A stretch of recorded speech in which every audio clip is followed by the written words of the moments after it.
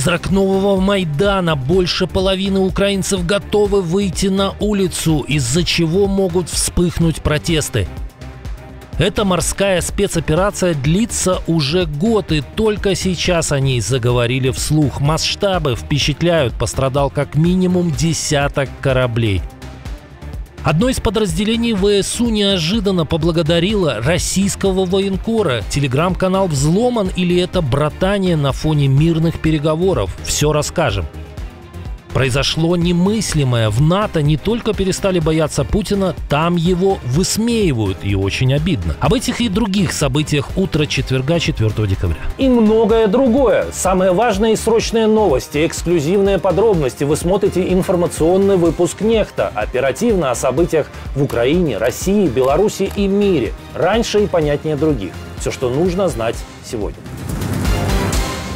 Операция подобная уже ставшей легендарной паутине, но на море. Недавние удары по танкерам теневого флота, в которых призналась Служба безопасности Украины, могут быть лишь верхушкой айсберга. Как пишет The Wall Street Journal, скрытая морская война идет уже много месяцев. По подсчетам издания, с декабря прошлого года еще как минимум 7 связанных с РФ судов пережили загадочные ЧП в разных точках мира. 2 на Балтике, 2 у берегов Ливии и еще 3 в различных частях Средиземного моря.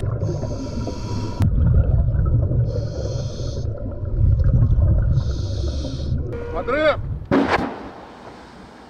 Эксперты говорят об одном. Киев открыл второй энергетический фронт, постепенно перенося удары с российских НПЗ на мобильные элементы нефтяной инфраструктуры – танкеры. И эффект очевиден. Турецкая компания, владелец поврежденного танкера, заявила, что больше не будет работать с Российской Федерацией, слишком опасно. Страховка для судов, идущих в российские порты, выросла почти до 1% от стоимости судна. Это серьезный удар по российской логистике. По словам экспертов, если Украина продолжит давление на теневой флот, Москва может столкнуться с падением экспорта и прямыми потерями бюджета. В НАТО высмеяли Путина. Марк Рютте прошелся по военному образу хозяина Кремля, в котором тот на днях позировал. Перед заседанием Совета министров иностранных дел стран-членов Генсек Альянса отказался комментировать угрозы российского диктатора Европе, озвученные накануне. Вместо этого Рютте сделал язвительное замечание по поводу храбрости инициатора войны. И я не буду реагировать на все, что говорит Путин. Мы видели его в военной форме, одетым как солдат на фронте, но не на самом фронте. Позавчера это было довольно далеко от фронта. Рютте добавил, что для того, чтобы мирные переговоры дали результат, нужно сделать 2 вещи. Во-первых, дать россиянам понять, что поток оружия в Украину будет продолжаться. Именно это и происходит сегодня благодаря США и европейцам. США отправляют в Украину важнейшее снаряжение, оплачиваемое Канадой, европейскими союзниками, но Европа и Канада также делают многое на двусторонней основе. И, во-вторых, обеспечить действенность экономических санкций и их эффективность. Именно это и происходит. Главный нефтяной кровоток России снова вспыхнул. На этот раз в Липецкой области. На участке Таганрог-Липецк нефтепровода «Дружба» прогремел мощный взрыв. ЧП случилось в ночь на 1 декабря. Источники в ГУР подтвердили, это была украинская дистанционная операция с закладкой взрывчатки и дополнительными горючими смесями, чтобы полыхнуло как следует. Жители окрестных казинских выселок слышали грохот и видели вспышки. Местные паблики всю ночь гудели, но официальные структуры, как обычно, делали вид, что ничего не произошло. По словам источников украинской разведки, это лишь начало. Российская нефтяная сеть – главный кошелек войны, и он будет взрываться и гореть, пока Москва не прекратит атаки на Украину. 3-й армейский корпус ВСУ жестко опроверг свежую победную пропаганду Москвы. Бойцы сформулировали это в менее официальных выражениях. Официально так называемый прорыв россиян в Лимане – брехня высшего командования армии РФ. По данным корпуса, силы обороны отражают до 40 штурмов в сутки. Все попытки заканчиваются одинаково. Штурмовые группы уничтожаются или попадают в плен. В понедельник начальник российского генштаба Валерий Герасимов бодро рапортовал своему начальнику о заходе российских групп в Лиман. Неожиданно, но в том же сообщении в своем телеграм-канале бойцы 3-го армейского корпуса ВСУ выставили слова благодарности в адрес одного из так называемых российских военкоров Тимофея Ермакова. В своем телеграм-канале он рассказал о наших позициях. Благодаря этому украинцы нашли нас и взяли в плен. Они убили. Тимофей, ты спас наши жизни. Пиши еще, спаси других парней.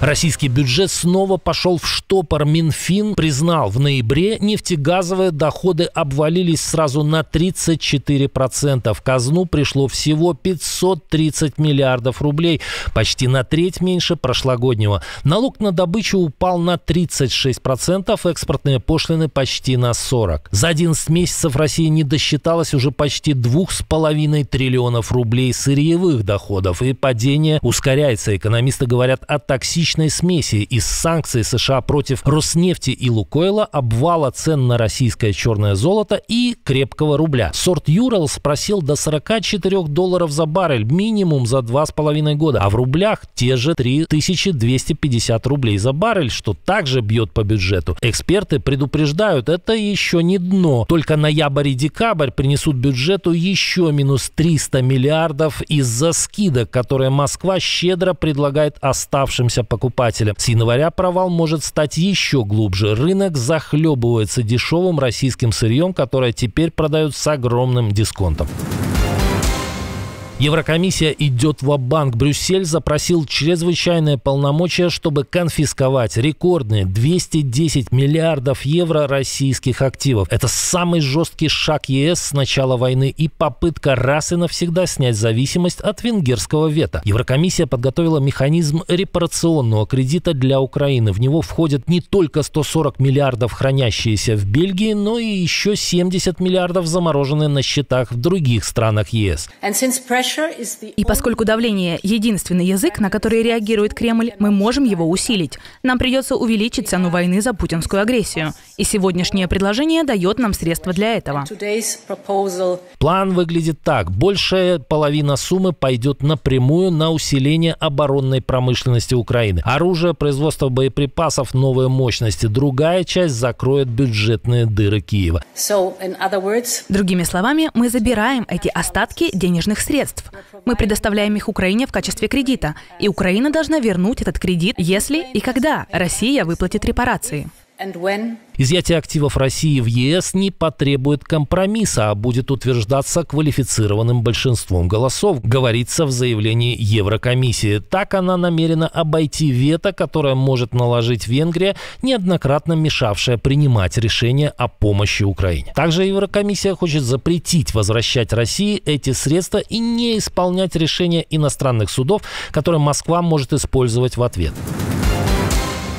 Украинцы посылают жесткий месседж миру и собственной власти. Никаких уступок ради мира. Новый опрос InfoSapiens показал, более 51% украинцев готовы протестовать, если на переговорах Киев пойдет на уступки, которые общество считает неприемлемыми. Исследование фиксирует важный тренд. Отношение украинцев к компромиссам меняется, но красные линии остаются непробиваемыми. Временный отказ от оккупированных территорий считают абсолютно недопустимыми 40%. Год назад таких было 53%, 2 года назад 76%. Признать территории российскими готовы лишь 2% граждан. Категорически против более 76%. Отказ от НАТО недопустим для 41%. Отказ от ЕС абсолютно невозможен для 51% респондентов. Сокращение армии отвергают почти 80%, еще больше, чем год назад.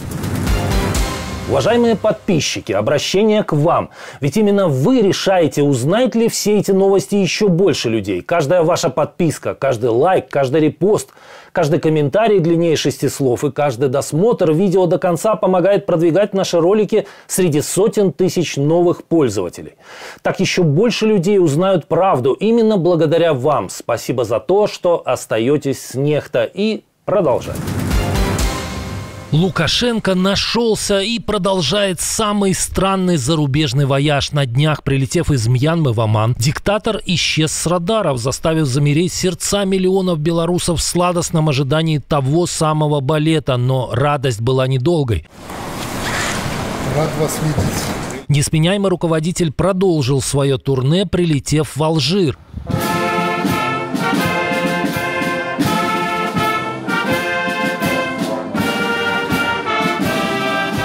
Правда, только пролетев тысячи километров, гость вдруг задумался о цели этого визита. Прекрасные отношения у Алжира с Испанией, Германией, Италией.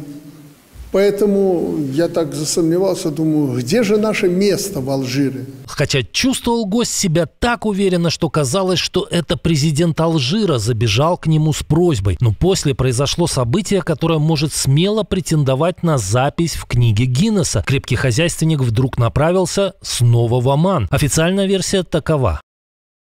В ближайшие дни запланирован ряд непубличных встреч для обсуждения в практической плоскости важнейших проектов из комплекса двустороннего сотрудничества Беларуси и Омана. Интересно, что там было на самом деле? Самолет сбился с курса, потерял запчасть или восточные правители просто используют Александра Лукашенко в качестве курьера? Делитесь своими версиями.